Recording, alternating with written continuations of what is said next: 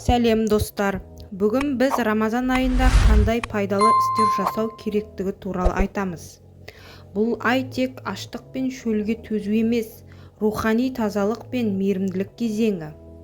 Дұрыс тамақтану.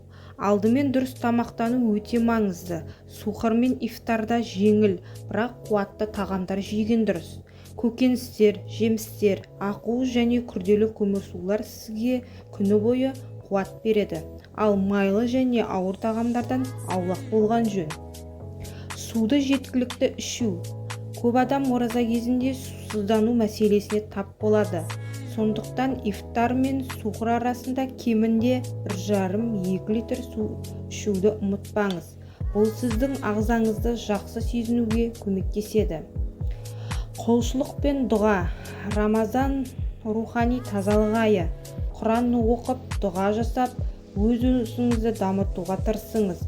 Бұл сіздің жан дүниеңізді тыныштандырады. Садақа мен мейірімділік. Қайырымдылық жасау Рамазан айының маңызды бөлігі. Мұқтаж адамдарға көмектесу арқылы өз жүрегіңізді тазартасыз және үлкен сауап аласыз. Жаман әдеттерден аулақ болу. Бұл айда тек тамақтан бас тарту емес, рухани тәрбиеде маңызды. Жаман сөздерден, өсек аяннан, ұрыс-керістіктен аулақ болыңыз. Және де дене белсенділігі.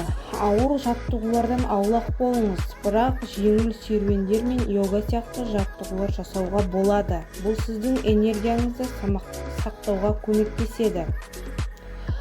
Осы кеңестерді сізге пайдалы болды деп сенемін. Егер сізге видео ұнаса, лайк басып, каналға жазылыңыз. Ал сіз Рамазанды қалай өткізесіз?